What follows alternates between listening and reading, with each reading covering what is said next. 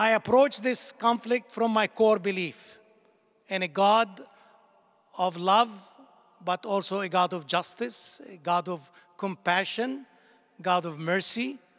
And I really believe that we have failed because we have not really been able, as a religious people, to find a resolution to the conflict.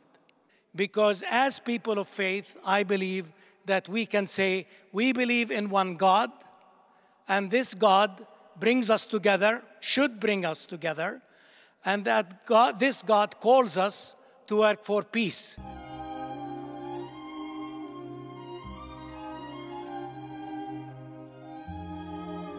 Sabeel participants speak about the Palestinian-Israeli conflict, often an unpopular topic in America.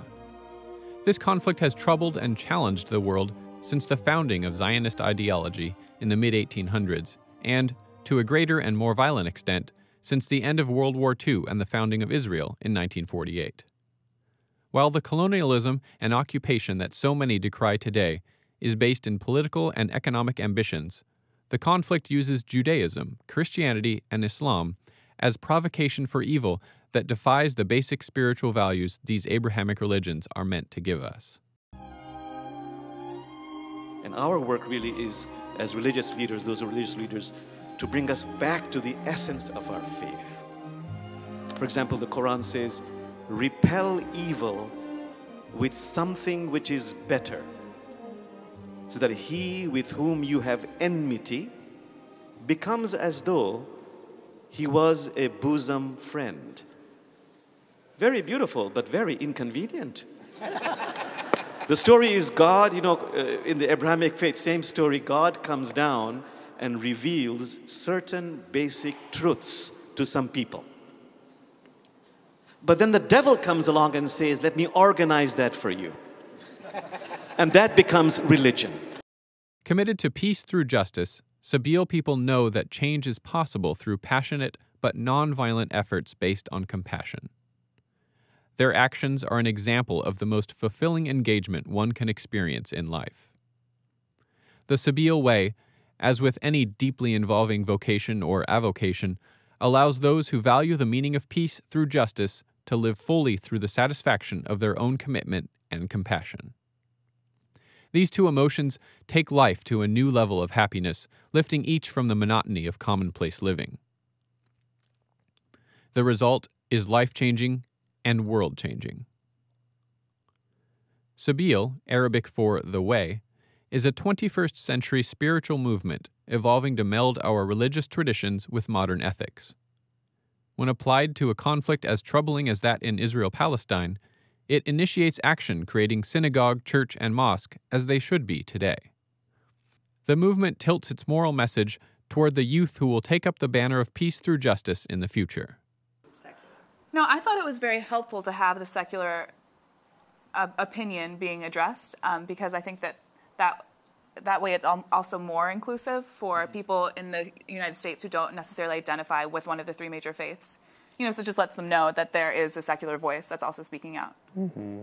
I think as a theology major, I always appreciate, one of the things I like about this field is that it kind of has tentacles out into everything else, so political science and, all of these different things going on in the world, that's very relevant to what theology is doing. And so I'm coming thinking, oh, what are the, theological presuppositions of Zionism and how does that play into this? And so, Mark Braverman speaking and addressing all those things was really important.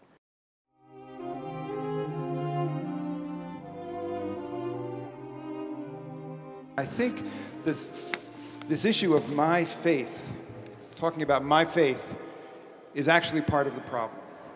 Because when we get into talking about my faith, that leads to religious triumphalism, that leads directly to nationalism, based on religion, or founded in religion, or religion is used for that. It morphs into that, and that separates us rather than unites us. It can confuse us with respect to what our faith traditions are meant to do. And for that, I will quote one of the Jewish prophets, Micah. We know the quote very well. What does God expect from us? To do justice, to love compassion, or maybe it's to love compassion and to do justice, and to walk humbly with God.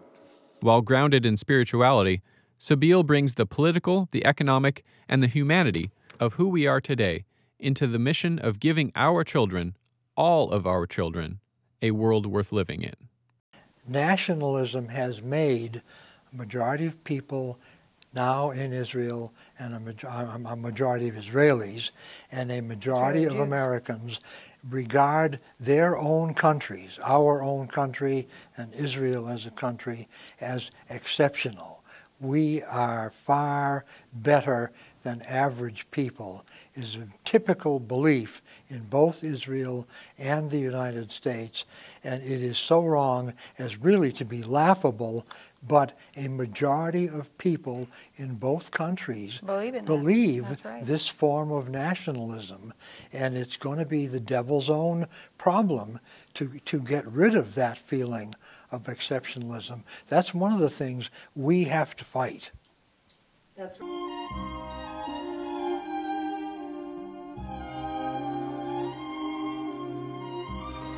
I became the chair of Sabeel in July of 2001, and of course 9/11 came along 6 weeks later, and we had a mission, in effect, that came out of that, because we knew we had to do something.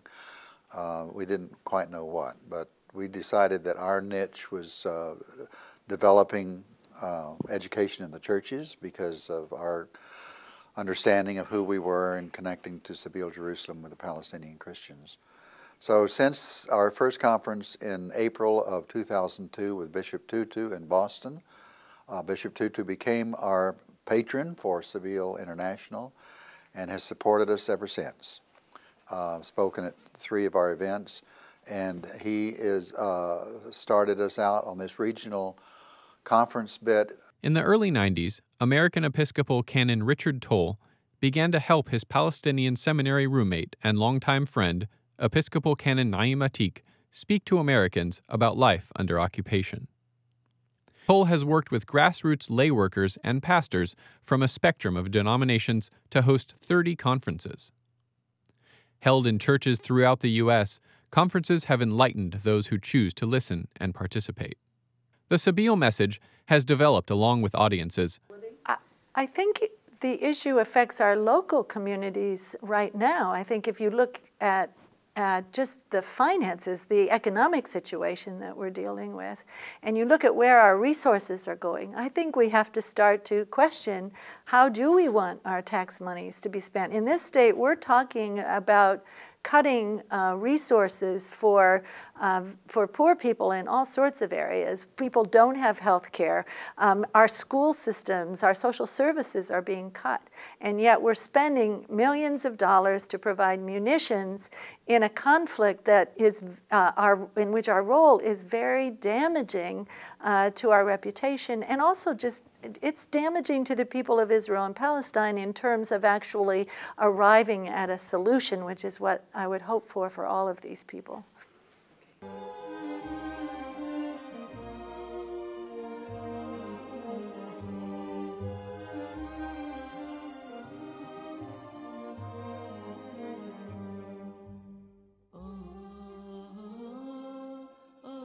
The question is what we can do as citizens, as civil society. And this is something I think that we can do and that can work, because I think when there's a cost to the occupation, when the people in Tel Aviv understand that this occupation has a cost, they will end it. But they have to understand that there is a cost to it. And until they do, it's not going to end. So that's why I decided to support it. I decided to support it because the peace camp, or what I would prefer to call today the anti-colonial camp, has dwindled. It's 1,000, 2,000 people today in Israel. When I started protesting, there were 10,000 settlers in the West Bank. Today, there's close to 500,000. The political right is in government. It's much stronger than it ever was before. There's no peace camp to talk about in Israel. So only change will come with help of the international community, with people like you. Now, the BDS is not a policy. BDS is a strategy. I think strategically we should broaden the tent. I think that people say, I want to boycott only products from the West Bank. That's fine if that's what you want to do. I think there's a problem with that, and I can explain the problem with that, but I don't want to tell you what to do. We should broaden the tent. I think you can be a Zionist and support the BDS, and it's fine. And so that's today, I think what Americans can do most is probably that, and you can be very creative on that way. And there's so many things you can do just in that direction. The BDS can work. It can make a change. And it can empower civil society. It's what we can do. The basic concept found in all three Abrahamic religions remains the same. Do not do unto others what you would not have them do unto you. That's the whole Torah. The rest is commentary. Amen.